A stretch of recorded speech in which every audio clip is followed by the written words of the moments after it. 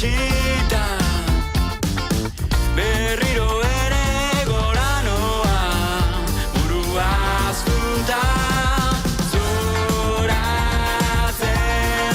ari naiz zure olatuen artean laio artean tarte bat ikusten nola ezeanago argi izpi baten azpian eguna iuntzen doa sartu nahi dut uretan burua usteak bertan utzita barrura noa zoratzen ari naiz zure olatuen artean laio artean tarte bat ikusten nola ezeanago argi izpi baten azpian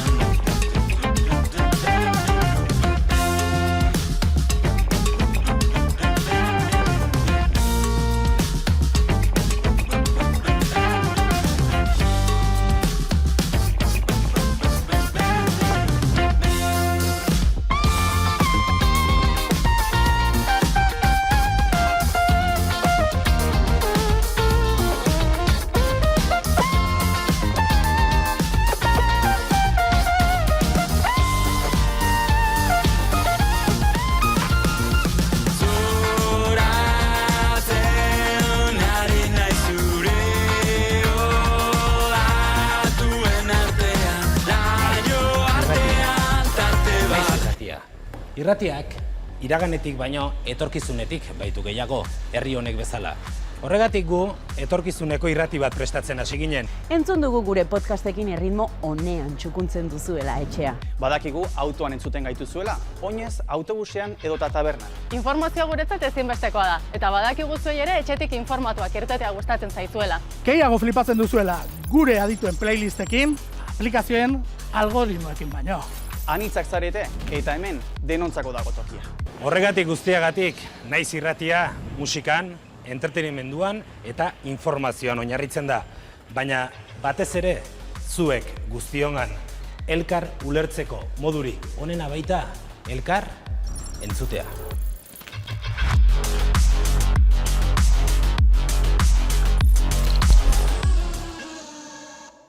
Ez lasaitu eta zaindu zuen burua diote, eta egia da, baina badakigu geure burua zaintzearena ondotxo ikasita dugula.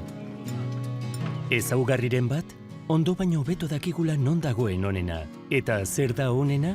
Zaintzen gaituztenak beso zabalik itxarotea eta eurekaz disfrutatzea. Ziur nago horrelakoetan ez gaituela inok irabazten. Ostegunetako pintxopotea, asteburuko kopak eta zuzeneko musika, jatekoak eta bazkalondoak, eta tabernan gureak itxaroten gagozan bitartean eskatzen diren errondak. Jada denok dakigu ostalaritzak ematen deuskon guztia. Gauza asko bizi izan ditugu honi eskerreta, duen garrantzia ez emoteko moduan. Horregaitik, orain geure burua beti bezain ondo zaintzen jarraitu behar dugu. Emon deuskuen dana, emoteko dugunaren erdia ere ez dala erakusteko. Bilbo, zaindu zaitez, zaindu gaitzazu, zaindu itzazu. Igande modura, TikTok modura, familia modura, edo at home modura, gozari modura, zun modura, gourmet modura, edo bloom modura. Jarri zure bakea, zure modura.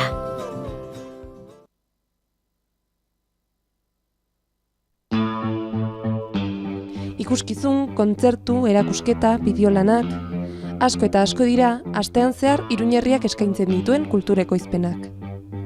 Zaila da guztia jarraitzea, eta zaila da halaber guztiaren panorama bat izatea.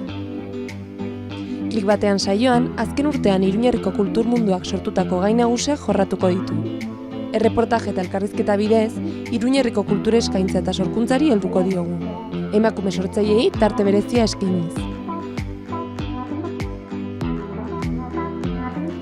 Euskal Herriko hiriburua Burborrean dago. Musika talde berriak, kultura espazio autogestionatuen sorrera, idazle askoren norapena, ezagutu nahi? Malabarismoak egin behar badituzu bizitza pertsonala, familia eta lana bateratzeko, Kontzilia. Langilei eta enpresei zuzendutako webguneak. Kontziliazio erantzunkidea lortzen laguntzeko guztien onerako. Kontzilia. Berdintasuna, justizia eta gizarte politikak. Eusko Jaurlaritza, Euskadi, auzolana.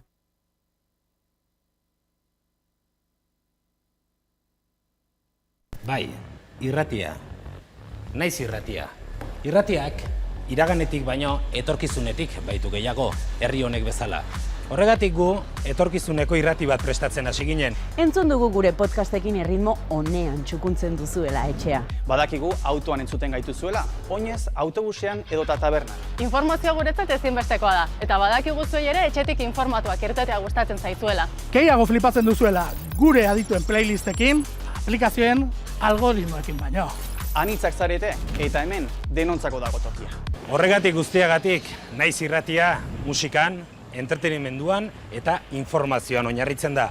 Baina batez ere zuek guztiongan elkar ulertzeko modurik onena baita elkar entzutea.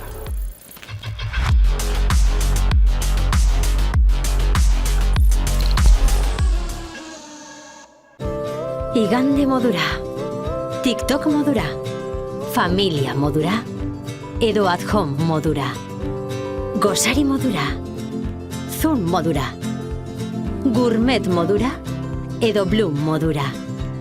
Jarri zure bakea zure modura. Ez lasaitu eta zaindu zuen burua diote. Eta egia da, baina badakigu geure burua zaintzearena ondotxo ikasita dogula. Ezaugarriren bat, ondo baino hobeto dakigula non dagoen onena. Eta zer da onena? Zaintzen gaituztenak beso zabalik itxarotea eta eurekaz disfrutatzea. Ziur nago horrelakoetan ez gaituela inok irabazten. Ostegunetako pintxopotea, asteburuko kopak eta zuzeneko musika, jatekoak eta bazkalondoak, eta tabernan gureak itxaroten gagozan bitartean eskatzen diren errondak. Jada denok dakigu ostalaritzak ematen deuskon guztia. Gauza asko bizi izan ditugu honi eskerreta, duen garrantzia ez emoteko moduan. Horregaitik, orain geure burua beti bezain ondo zaintzen jarraitu behar dugu. Emonde euskuen dana, emoteko dugunaren erdia ere ez tala erakusteko. Bilbo, zaindu zaitez, zaindu gaitzazu, zaindu itzazu.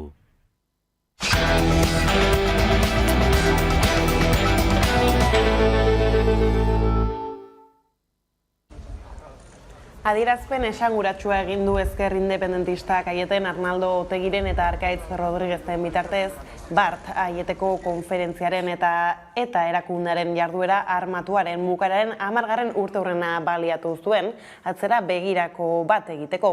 Gaurkoan berriz eta indarkeria utzi eta 10 urtera ekitaldia egin du Gernikako juntetxean, PSEek, Idoia Mendia idazkari nagusiak, Jose Luis Rodríguez Zapatero, Espainiako presidente ohiak eta Patxi López lehendakari ohiak hartu dute hitza bertan. Arratsaldeon guztioi eguna epel hasi dugu gaur esan bezalaxe, Gernikan egin du PSEek ekitaldia Aieteko adierazpenen urteurrenaren harira. Hor Idoia Mendia idazkari nagusiak biktimak oroitu ditu eta erakundaren amaieran, sozialisten papera ezinbestekoa izan zela aldarrikatu du. Bere ondarea heriotza da, gurea estatutoa eta askatasuna. Eta orain edozeri buruz hitz egin dezakegu, dena negozia dezakegu. Baina ez dugu egia negoziatuko. Eta egia da hemen desberdina hil egin zela. Hemen pluraltasuna deuseztu nahi izan zela. Eta irabazi genuen, demokraziak inposaketa garaitu zuen, duintasunak hilketa garaitu zuen. Eta orain lortuko dugu egiak amnesia garaitzea. Sozialistok iraganean bete genuen eta etorkizunean bete egingo dugu. Izan ere Arkaitz Rodriguez sortuko idazkari nagusiak eta Arnaldo Otegi Euskal Herria Bilduko koordinatzaile nagusiak urriaren 18ko adierazpena izeneko testu solemne bat irakurri zuten atzo, Euskal Ezker Independentistaren izenean, Donostiako Aiete jauregiaren eta komunikabide ugariren aurrean. 5 puntukoa da adierazpena, baina 3. piztu du bereziki arreta. Aldaketa nabarmena baitakar ezker abertzaleak orain arte erabilitako berbetan. Etaren indarkeriak eragindako biktimei egiten die aipamen berezia eta atsekabea eta mina adierazi dizkie jasan duten sufrimenduagatik. Eta adierazpenok guztizko erreakzioak eragin dituzte alderdi politikoen eta erakundearen biktimen artean esaterako. Gaurkoan ere, hainbat eragilek izan dituzte aipaturiko hitzok hizpide. Bada geroxeago helduko diegu erreakzio hauei bestelako lerroburu batzuk baititu egunak. Sidenor altzairutegiak gaur egingo du Basauriko lantegian urtea amaitu arte iragarri dituen 20 geldietatik lehendabizikoa. Argindarraren garestitzaren aurrean hartu du erabakia zuzendaritzak. Dena dela, enpresa batzordetik azalpenak eta zenbakiak eskatu dizkiote. Urtebetean argindarraren prezioa laukoiztu eginda megawatt orduaren prezioa 60 eurotik 260 igaro baita.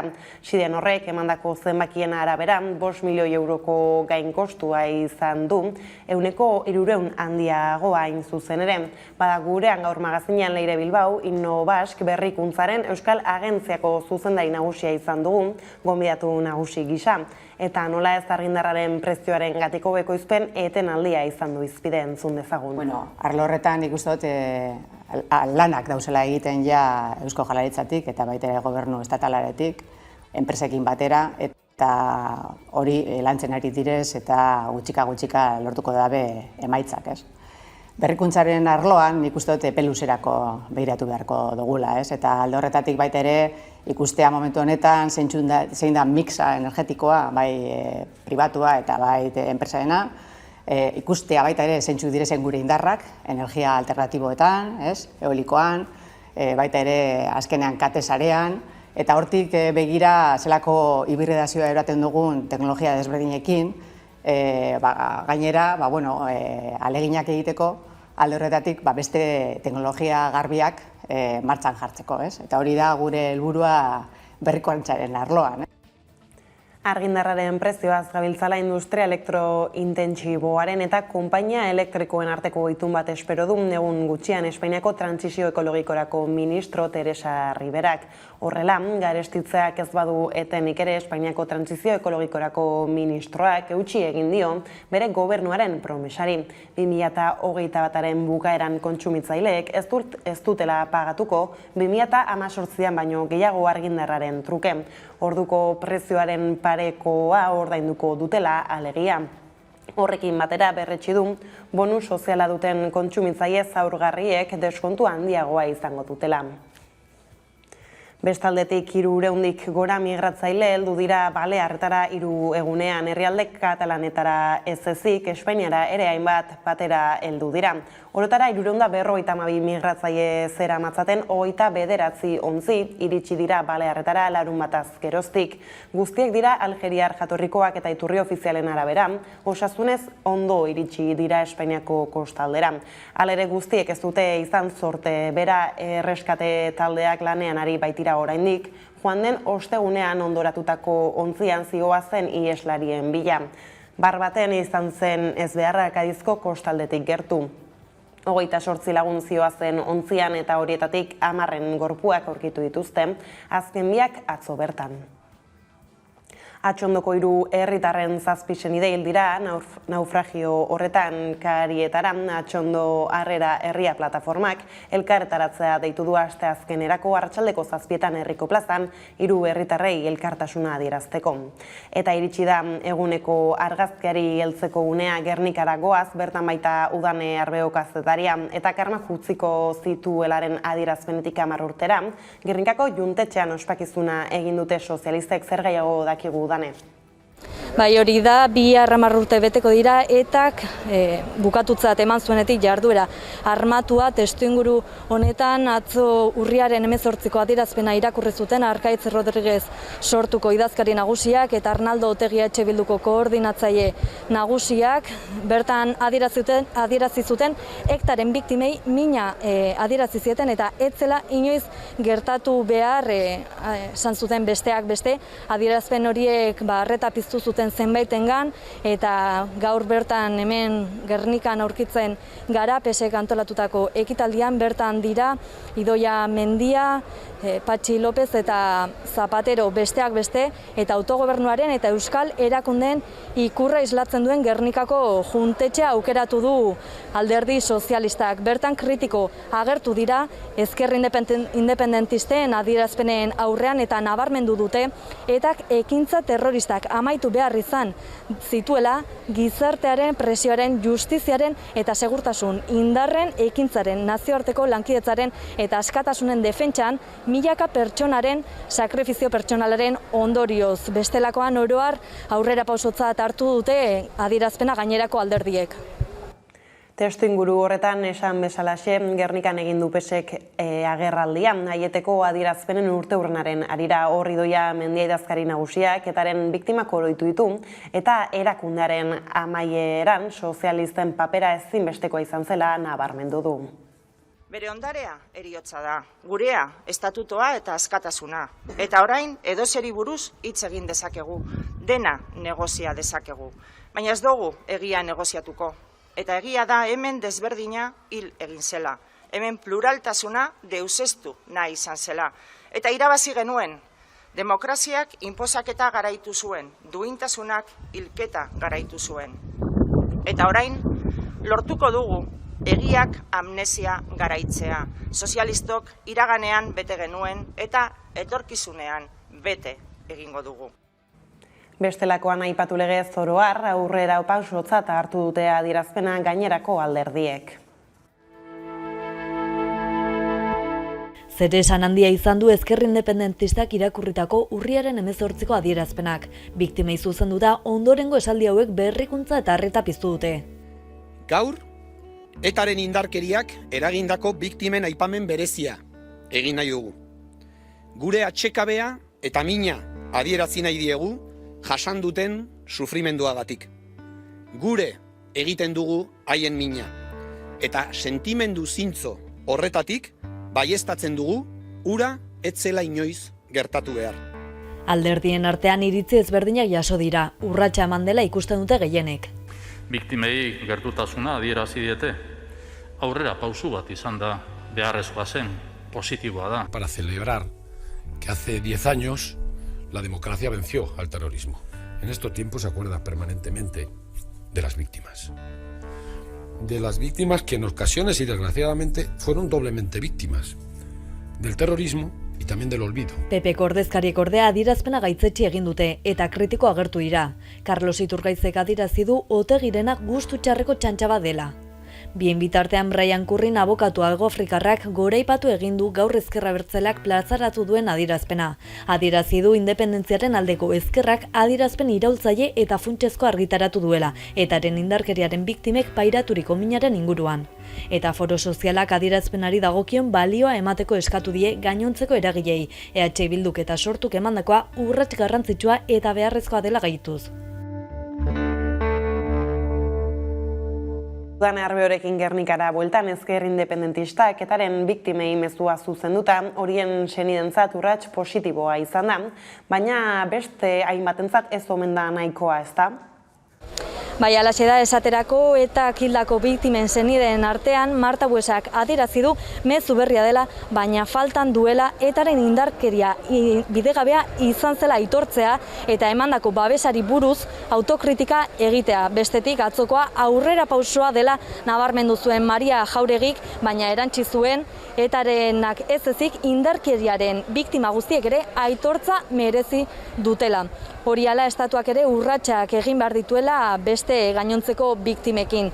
Jasandako samina ahaztu gabe etorkizunari itxaropenez begiratzeko beharra nabarmendu dute biktimek. Ostera, Lokarriko Paul Rios koordinatzaile ohiak esan du baikorra dela ezker independentistaren adierazpen hura eta elkarbizitza eraikitzeko hitzetatik ekintzetara pasatzeko deia egin zuen. Bien bitartean Joseba Urrusoloetako kide ohiarentzat ere adierazpena pauso garrantzitsua da, baina eraginkorra izan dadin beharrezkoa da gogo eta hori ezker abertzalearen oinarrien artean zabaltzea. Gauzak horrela 10 urteetarik gabe izenarekin, Gogora Institutuak solasaldiak antolatu ditu Gasteizen eta Donostian. Zer da baudane arreo hitzaldi hauetan jorratuko dena. Hori da atzo Gasteizen elkartu ziren eta jarduera amaituta eten zuela 10 urte bete direnean 11 galderen inguruan hausnartzeko izan zuten hainbat biktimak eta giza eskubidetako adituak. Gogora Institutuak eta Eusko Jaurlaritzako giza eskubideen, biktimen eta aniztasunaren zuzendaritzak antolatutako 10 urte etari gabe bizikidetza eraikitzen solasaldian. Mai inguruan izan ziren Maria Jauregi eta Marta Buesa eta hildako biktimen senideak, Joseba Ezeolaza memoria digna gogoan taldeko kidea, Paul Rios Lokarriko koordinatzaile ohia, Joseba Urrusolo etako kide ohia eta Itziar Boiain Maisabel filmaren zuzendaria. Biktimen senideek txekabea, samina eta sufrimendua adierazi zuten solasaldian sentimendu berdintsuak azaleratu zituzten Marta Buesak eta Maria Jauregik eta kaien bizitzan utzitako arrastoaz galdetu zietenean. Bigarren solasaldia berriz gaur izango da Donostian eta bertan ere parte hartze zabala izango da. Bada solasaldira adi, Katalunia irratian, Iñigo Urkullu Jaurlaritzako lehendakaria eta Arnaldo Otegi Euskal Herria Bilduko koordinatzaile nagusia. Izan dira Urkulluk bere aldetik positibotzat hartu du Euskal Herria Bilduk etaren biktimen sufrimendua bere egitea, baina iraganaren autokritika egin ez duela gehitu du baita ere, subiranistek ez dutela esan, eta ez duela existitu behar izan. Otegik ordea lehendakaria PPrekin eta Voxekin batera suminduen klubean sartu dela deitoratu du. Por otra parte, en la declaración de ayer sí hay un ejercicio de solidaridad con el sufrimiento de las víctimas, pero no hay ninguna referencia a que se hubiera tenido que apostar por la vía violenta por parte de una organización terrorista que nunca debió haber existido. Y por otra parte, en la misma declaración hay nuevamente una mención, en este caso de manera diferente a lo que habían sido también que ha traído como consecuencia las declaraciones favorables del Partido Socialista, de gentes de Podemos, de ministros del Gobierno, de organizaciones y organismos internacionales que se dedican a la resolución de conflictos, del Sinn Féin, en fin, de prensa europea, etcétera. Y luego en el otro lado han estado los que se han mostrado muy enfadados con la iniciativa. Está Vox, está el Partido Popular, y el lehendakari se ha sumado al lado de los enfadados, ¿no? Gaiz aldatuta, frankismoko krimenen aurkako auzia bideratzen duen Maria Servini Argentinako epaileak Rodolfo Martín Villa Espainiako gobernuko ministroia auzipetu du. 1976ko martxoaren 3an Gasteizen Espainiako poliziak 5 langile tiroka hil zituen eta 1978ko Sanfermietan berriz Germán Rodríguez hil zuten Iruñean Liga Komunista iraultzaieko kidea zena. Hala hilketa horien harira auzipetu du Villa Servini epaileak atzo zabaldu zen albistea eta gaur Argentinako kereiari laguntzeko estatuko koordinakundeak prentsaurrekoa egin du. Argentinako auzi jartzean duela 10 urte baino gehiago abiatu zen, naiz eta Espainiar estatuan ez den sekula onartua izan. Hala martxoak 3 elkarteak hitzartu du agerraldian eta aurrekaririk gabeko egitate judicial bat dela nabarmendu du. Sabemos que la base de este auto de procesamiento de Martín Villa es la masacre del 3 de marzo y los Sanfermines 78, pero eso no da pie a que no se añadan más casos en todo el Estado español. La sangre que lleva acumulada en sus espaldas Martín Villa es mucha y se ha producido en todos los lugares del Estado español. Horrez gain, frankismoaren impunitatearen aurkako herritarren ekintza komuna eta 78ko Sanferminak gogoan elkarteek ere parte hartu dute prentsaurrekoan, kereia jartzaileek alegia. Hor 78ko Sanferminak gogoan elkarteak erreparazioa eta justizia hitz egin du. También se afirma que tanto el asesinato de Germán como los de los sucesos de Vitoria hay que interpretarlos como una política de represión sobre la sociedad civil. Una política heredada del franquismo y que tanto en el año 76 como en el 78, Bestaldetik, udalak eragile izenpean azaroaren 18 eta 19 izango diren jardunaldiak aurkeztu dituzte Eusko Jaurlaritzako Kultura eta Hizkuntza Politika Sailak eta Euskalgintzaren Kontseiluak. Tokiko hizkuntza politikak izango dute hizpide nagusi Miramar Jauregian egingo diren jardunaldiek. Aurten udalak eragile, jardunaldiak aurkeztera gatoz eta udalak dira protagonista. Udalak dira herritarrengandik hurbilen dauden erakundeak. Eta udalek dituzte, herriko elkarte, eskola, enpresa eta herriko merkataritza eta ostalaritzarekin harreman zuzena. Udalek dituzte, Euskara planik eta eraginkorren akadian, esperientzia horiek ezagutzera eman eta partekatzeari eman nahi diogu garrantzia batez ere. Praktika onak eta eraginkorrak partekatzea ezinbestekoa da, ezta? Herri guztietan egiten ari denaren katalogo osoa izateko, eta gero tokian behar diren egitasmoak aukeratu eta martxan jarri ahal izateko. Mende erdi inguru darama Xunta Pola Defensa de la Lingua plataformak Asturiera eta Asturiaseko galegoaren ofizialtasunaren alde borrokan. Larunbatean 50.000 asturiar kalera atera ziren ofizialtasunaren aldeko aldarriak inoiz baino ozenago entzun zirelarik. Hala Hamaika Telebistak Xunta Pola Defensa de la Lingua plataformarekin eta Handetxa Astur talde politikoarekin hitz egin du egoeraren berri izateko.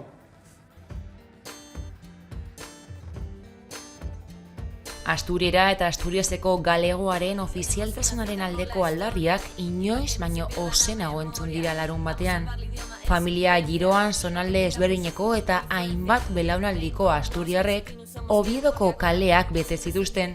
50.000 asturiar kalera atera ziren. Lucia Fernández Handetxa Astur talde politikoko kidearen esanetan protesta arrakasta handikoa izan zen. Era una manifestación de victoria, de éxito, de esperanza, de cerca de medio siglo luchando por un derecho tan básico, un derecho que tan solo el invasor quita al invadido, ¿no? Xunta Pola Defensa de la Lingua plataformak deitu zuen mobilizazioa, zehazki 40 urte daramatzan Asturiar plataformak ofizialtasunaren alde borrokan. Hala, Julián Suárez, Xunta Pola Defensa de la Linguako kideak, Asturiera eta Asturiaseko galego hizkuntzen egoeren berri eman du.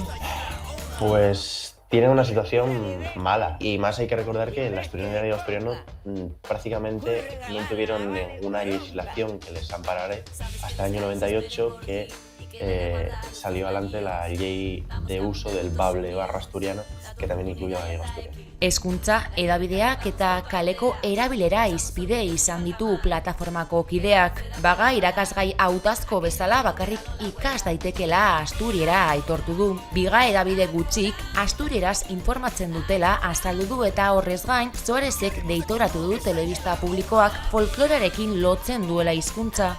Iga Asturiaseko biztanleria osoaren erdia baino gehiago da hizkuntza ulertzeko eta hitz egiteko gai. Alabaina egoera okertzen doala nabarmendu du Suárezek.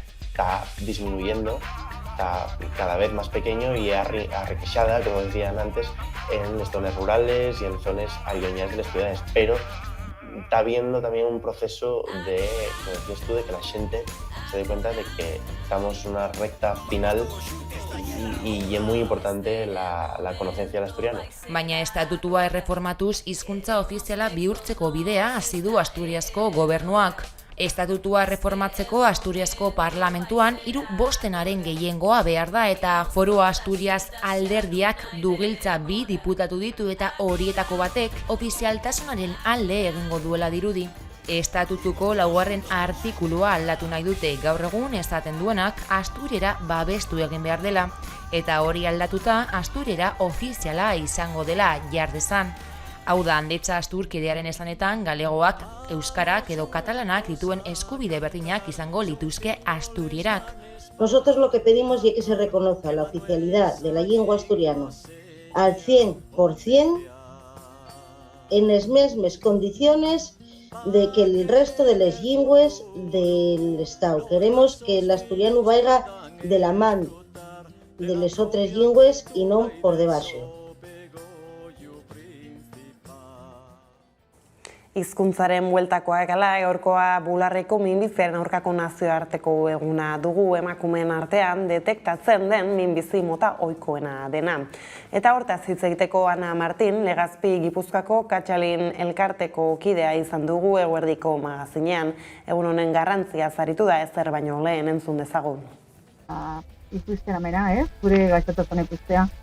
Jendeak ikustea zer da hon eta laguntza edo ateatzen dala ikustea. Erakustea eta minbitzia. Eta kulturarlora iritsita, Xilabako finalerako lehen txartela eskuratu du Amets Arzaiuzek. Mauleko finalerdian puntu gehien bilduta lortu du pasea eta gainerakoetan zer gertatu zain egon beharko dute lehiakideek. Nafarrako txapelketak finalerdiak erabakita ditu jada eta Bizkaian azken kanporaketak osatuko ditu final aurrekoetako saioak.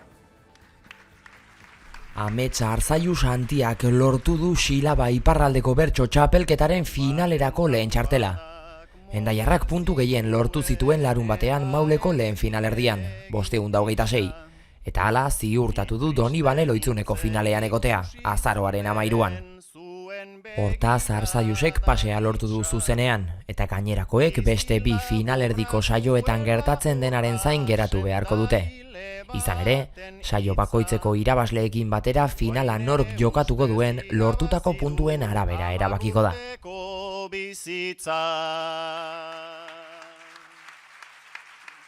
Nafarroako bertsolari txapelketan bestetik finalerdiak erabakita gelditu dira asteburu honetako final laurdenetako azken saioaren ostean.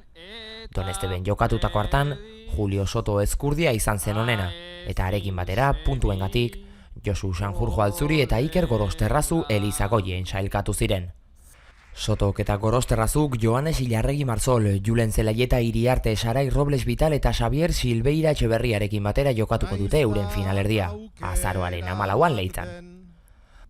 Aurretik, hilaren 6an, Alazne Untxalo Erregerenak, Eneko Laskoz Martinezek, Josu Sanjurjo Altzurik, Mikel Lasarteziak, Patxi Castillo Garziarenak, eta Saioa Alkaiza Guaiarrek parte hartuko dute Berriozarreko finalerdian. Eta lehen saioa azaroaren lehenean izango da, Altsasun, non Ekine Zapiain Arlegi, Endika Legarranuin, Eneko Fernandez Maritxalar, Erika Lagoma Ponbar, Oier Lakuntza Irigoien eta Xabat Ilarregi Martzol hariko diren bertxotan. Bizkaiko txapelketan azkenik larun batean jokatu zen 3. kanporaketa eta Txaber Altube Sarrion handia izan zen garaile. Final erdian aritzea ziurtatu du beraz Altubek, eta datorren larun batean Mungian jokatzekoa den azken kanporaketak erabakiko du arekin batera nork jokatuko dituen final erdiak. Andereñoa dator jarri zu aurrean. Eta kiroletan Ezkurdiak eta Etxeberriak pilotako lauterdiko txapelketaen finalterdietarako pasea lortu duten Ligaskako 2. jardunaldian. Gainerako bi lehiakideak 3. jardunaldian erabakiko dira Altunaren eta Bengo Etxearen eta Lasoren eta Urrutiko Etxearen arteko partiduetan. Elordik eta Jakak jada ez dute sailkatzeko aukerarik. Argitzen doa final erdietarako bidea pilotako lauterdiko txapelketan. Bart bukatu zen Ligaskako 2. jardunaldia, Erik Jakaren eta Unai Lasoren artekoarekin. Lasok eraman zuen garaipena eta aukerak izango ditu be multzoan sailkatzeko. Aurrenekoan biek ala biek galdu zituzten euren partiduak, Urrutiko Etxearen aurka Jakak eta Ezkurdiaren aurka Lasok. Horrenbestez ezinbestean irabazi behar zuten biek finalerdietan egoteko aukerak mantentzeko, eta Lasok lortu zuen hori. Azken jardunaldian, Lasoren beraren eta Urrutiko Etxearen artekoan garaileak lortuko du taldeko multzoko 2. txartela. Ezkurdiak aurreneko bietan irabazita eskuratu baitu pasea. Amultzoan bestetik antzeko egoeran daude pilotariak. Peio Etxeberriak Altuna txapeldunaren aurkako garaipen handia eskuratu du asteburuan, eta finalerdietan egotea ziurtatu du azkeneko jardunaldia faltan. Amezketarrak ezin izan zituen Etxeberriaren akatsak baliatu markagailua bere alde jartzeko, eta 28 gailendu zen oztarra azkenean. Multzoko 2. jardunaldiko beste lehian, Elordi eta Bengoetxearen artekoan Bengoetxeak irabazi zion Elordiri, Bilboko Bizkaia frontoian. Biek galdua zuten lehenengo jardunaldikoa eta soilik irabazleak izango zuen finalerdian aritzeko aukera. Bengoetxeak, lasok bezala be multzoan, hilala bizikoa jokatuko du azken partiduan, Altunaren aurka. Irabazlea finalerdietan izango da, eta etxean galtzailea.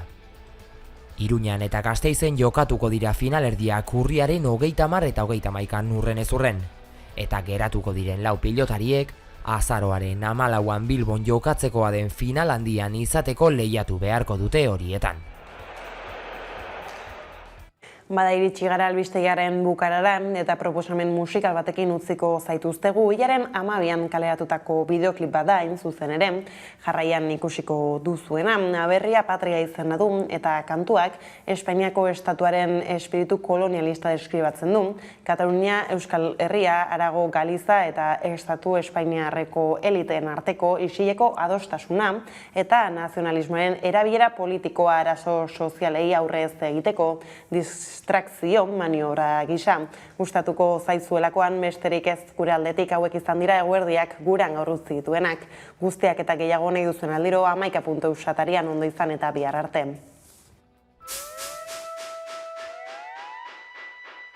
Esto egaliza, en un común ataque alguien privatiza. Yo pavo traballarreo, es eriza. Cando un irmán, os cartos prioriza. Como para os montes queimar, Galiza é a xente do mar. Moita non volta para outra alimentar. Vendas nas rochas para a marea pousar. Vendas na historia para nos desconectar. Hau Euskadi da, ea ezazkitik hiru herrialde. Ez da omerke bizia eta kartzela de balde. Jangoikuan lege berria, goitiken bera iteue bia. Lehordarenak betikok dia eta ikurriñan azpindare. Zederra dan Euskal Herria, kultura eta gastronomia. Mila koloretako polizia, Euskal narkoasia. Zederra Guggenheim ze politia kontxako badia. Zederra San Leno mendia.